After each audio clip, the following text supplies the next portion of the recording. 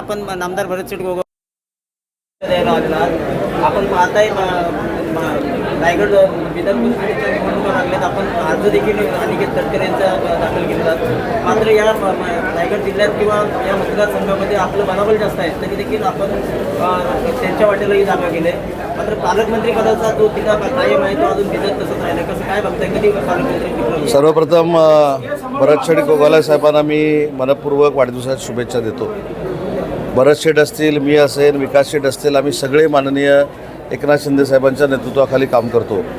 आणि माननीय शिंदे साहेबांनी ज्यावेळी ही जागा आता महायुतीतल्या राष्ट्रवादी काँग्रेस पार्टीला सोडलेली आहे, त्याच्यामुळं क्रमप्राप्त आहे की आम्ही सगळ्यांनी तो उमेदवार निवडून आणणं.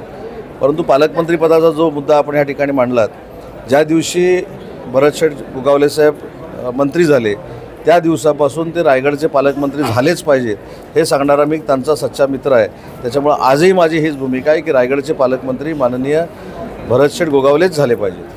मीडियामध्ये असं बोललं जात आहे की या जे विधान परिषदेची सीट आहे हे अनिकेत तटकरेंना भेटले, त्या बदल्यात नामदार भरत शेट गोगावले पालकमंत्री होते. काय सांगतो? नाही, मी तेच सांगितलं. हे पुढचं तुम्ही आता सांगितलं मला. भरत शेट गोगावलेच पालकमंत्री झाले पाहिजेत ही आमची सगळ्यांची भूमिका आहे आणि त्याच्यामध्ये त्यांचा तो हक्क आहे आणि तो अधिकार आहे.